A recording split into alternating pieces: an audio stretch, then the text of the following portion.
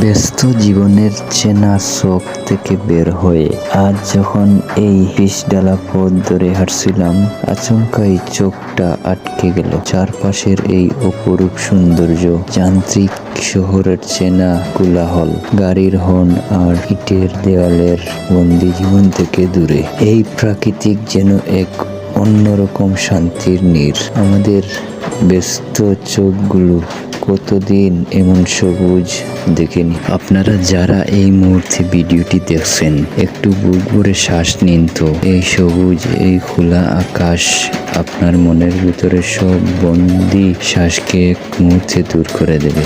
আমাদের ব্যস্ততার মাঝে অনন্ত কিছুটা সময় বের করা উচিত, ওইরকম প্রকৃতির মাঝে হারিয়ে যাওয়ার জন্য, নিজেকে নতুন করে আবিষ্কার করার জন্য। পথ চলতে চলতে ওই রকম একটা দৃশ্য যখন চোখের সামনে ভেসে ওঠে, তখন মনটা এক নিমিষেই ভালো হয়ে যায়। বুকের ভিতরে জমে থাকা সব ক্লান্তি, অবসাদ যেন এক শীতল বাতাসে মিলিয়ে যায়। আমরা প্রতিনিয়ত কত কিছুর পিছনে ছুটি, কত সুখ খুঁজি টাকার অঙ্কে, কিন্তু আসল সুখ আর মানসিক শান্তি তো লুকিয়ে আছে প্রাকৃতিক এই ছোট অথচ সাধারণ মুহূর্তগুলোর মাঝে। রাস্তার ঠিক পাশেই শান্ত মনে ঘাস খাওয়াচ্ছেন দুইজন চাচা, তাদেরকে পাহারাও দিচ্ছেন। মাথার উপরে এক চিতুলে মেঘমুক্ত নীল আকাশ, আর নিচে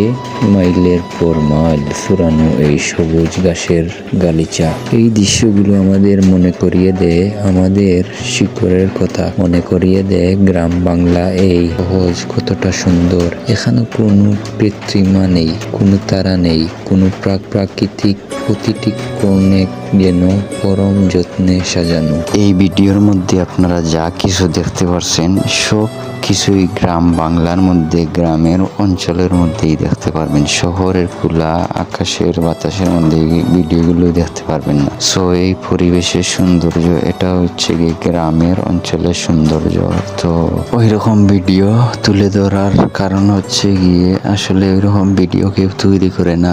আর এটা হচ্ছে গিয়ে প্রাকৃতিক সৌন্দর্য, এটা হচ্ছে গিয়ে আমাদের সবার সৌন্দর্য। এগুলোতে কোনো লজ্জা শরমের বিষয় নয়, ঠিক আছে? তো এটা যদি কেউ মনে করেন যে এই ধরনের ভিডিও আসলে খুবই খারাপ বা আসলে এগুলো ঠিক না, এবং প্রাকৃতিক সম্পর্কে যদি আরো ভিডিও দেখতে চান তাহলে আমার পেজকে ফলো দিয়ে পাশে থাকবেন, ঠিক আছে? ইনশাল্লাহ আরো ভালো ভালো ভিডিও আপনাদেরকে উপহার দিব, শুধু ভিডিওই। তো পেজকে সবাই ফলো দিয়ে আমার পাশে থাকবেন ইনশাল্লাহ। ধন্যবাদ সবাইকে।